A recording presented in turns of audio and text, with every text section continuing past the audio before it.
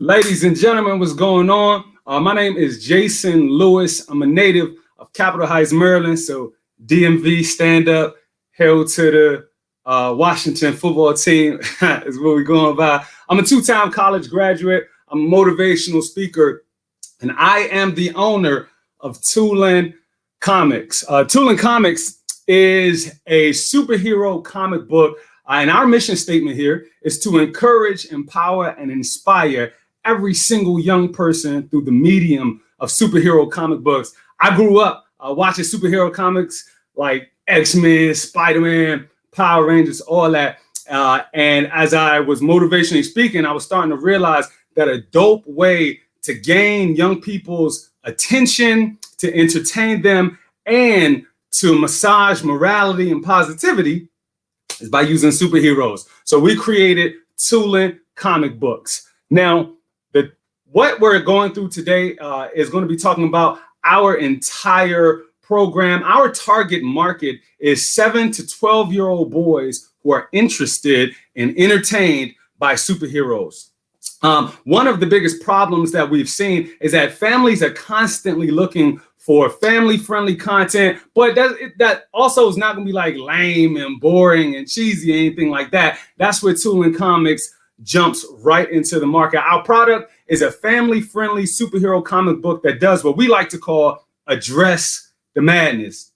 Now, madness is actually an acronym that we created. MAD, it stands for mental health, anti-bullying, and diversity. So that means that every single comic book we drop is going to touch on mental health, anti-bullying, and diversity. Our team currently consists of about 4 individuals that assist with various departments like tour management, finances, art department, as well as marketing. We're really excited because we've generated $20,000 since March of this year. And for us, that is considered rapid growth in that we only expected to sell 500 copies of this comic book the entire year as an independent comic book without any sort of latch on or mainstream notable figures. We doing this dolo from the mud, from the ground up. And so currently we've sold 900. So we're 400 over our yearly goal. Super excited about that. We've got a pretty ambitious we got a pretty ambitious vision. Our vision is to create an umbrella IP, superhero IP, consisting of comic books, toys, cartoons, and merchandise that penetrate 1 million homes nationwide by 2025. So we want to do these various things with the property, but it all starts with the comic book.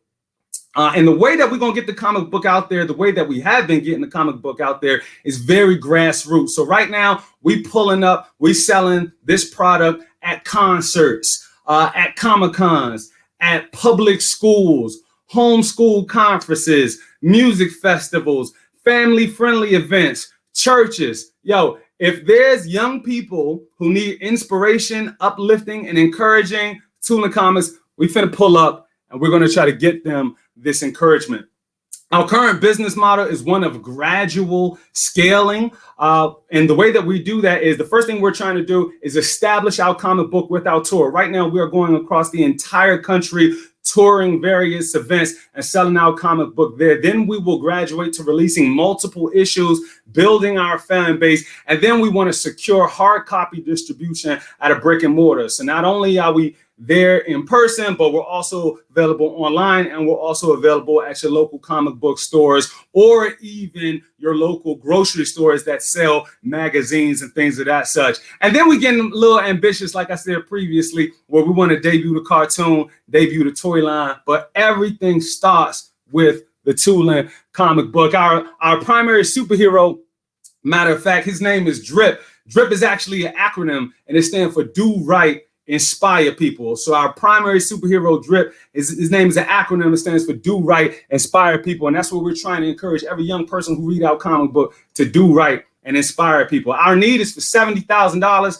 This will assist us produce and distribute issue number 2. open up our satellite divisions in North Carolina and Atlanta and provide them with more product, more comic books, put down a down payment on a 15-passenger touring vehicle, so I don't got to run up all these miles on my personal vehicle.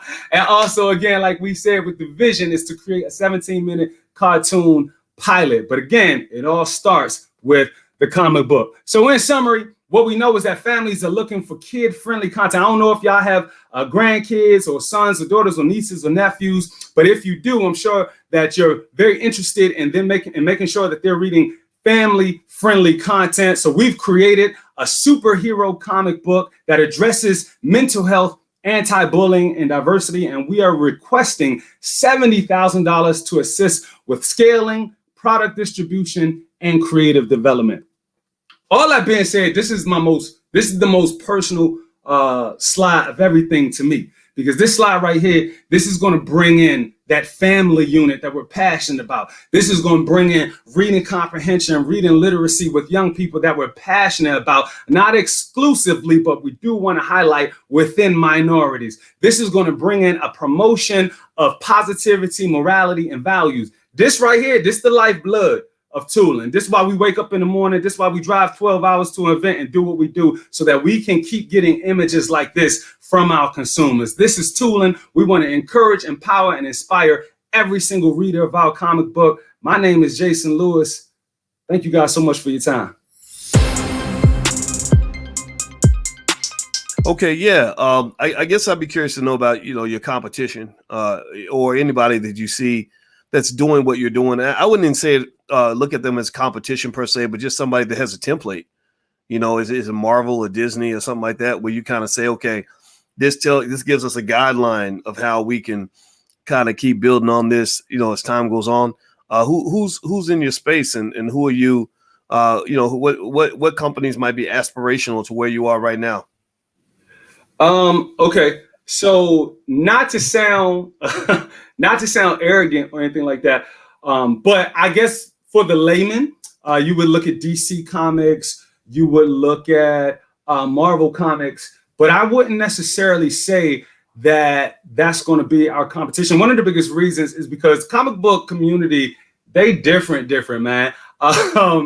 Our competition, I mean, for lack of better terms, I guess it would be them, but we are so different in that we have direct access into the public school system. And so we have reading programs with public schools that purchase in bulk our product and disseminate our product to their middle schoolers and to their incoming high schoolers. I have not seen any of the other, in the comic book community, they would be called the big two, right? I haven't seen that tactic being employed by them ever before. So we're able to get this product to them. Also, because we do stuff on like a grassroots, like if you're a rapper, you're pulling it like right out the trunk of your car.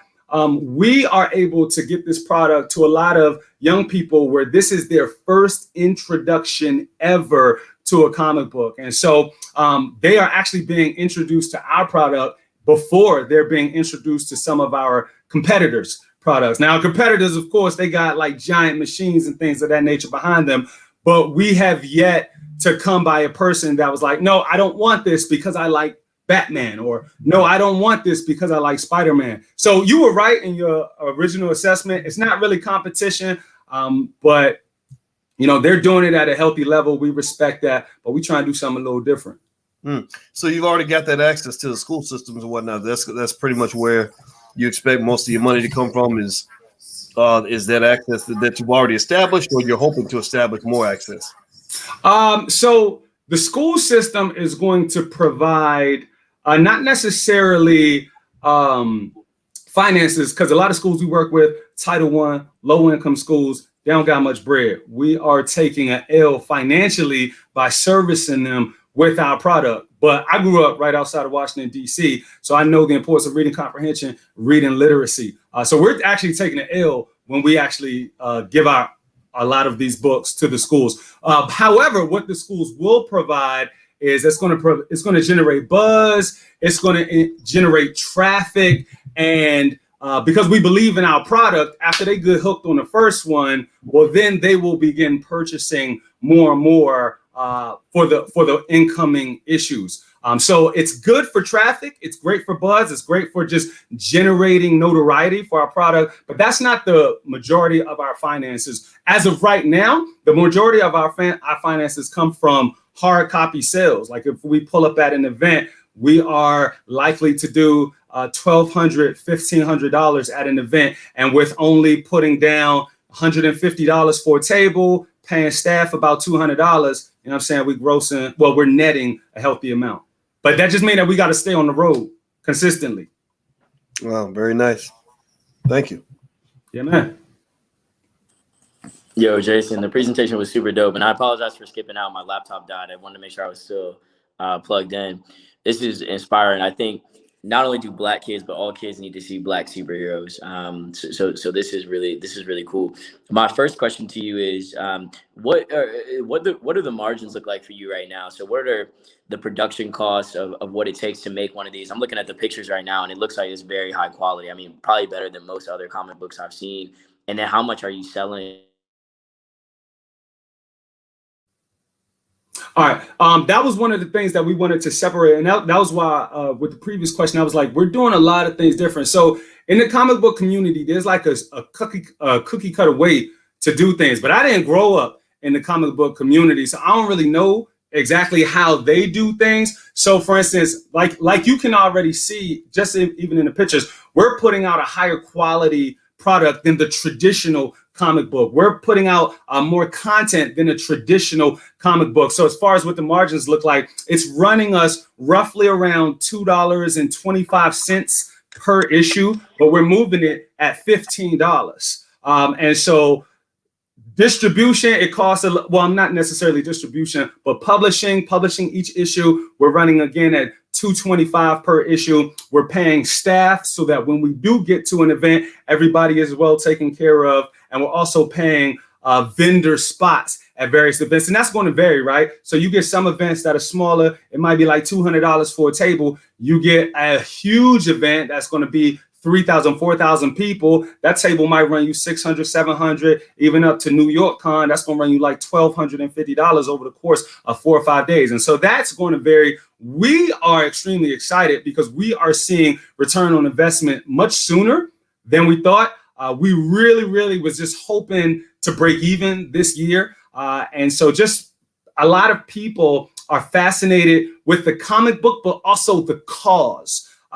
Yesteryear, back in the day, there were plenty of X-Men, Ninja Turtles, Power Rangers, Darkwing Ducks, etc. However, in 2021, there's a bit of a gap. And what I mean by that is that there are superhero properties that exist for 18 and up, very mature content matter that you wouldn't want your smaller kids watching. And then there's content for like 3 to 5 year olds with PJ Masks and with it's another car thing, but it's for really young ones. That kind of 7 to 12-year-old where they still want to fight like Power Rangers and do karates and do backflips. There's a lot of newer content missing. You've got the same content that we've all grown up with the Spider-Mans and the X-Mans and the Batmans, but there is an open market for a new IP, a new superhero property, and we hoping to fill that market.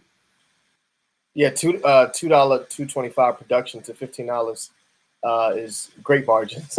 So congratulations on that. So one like everybody said, great pitch. I just have one question real quick. I'm interested to know if you can do this briefly about your online marketing plan. I didn't really hear that. I think that's a large market, right? Like you don't necessarily have to, deal with schools. I mean, schools should be a part of your marketing plan. It should come out of your marketing budget if you're taking an L, right? So it's not really technically an L. It's just a part of your marketing budget. But overall, I think that the online is really where it's at, and being able to target the markets that you need, which will probably be, unrepresentative communities, minority communities, which I'm assuming behind the message of it. So I'm interested to know what's your game plan with the online.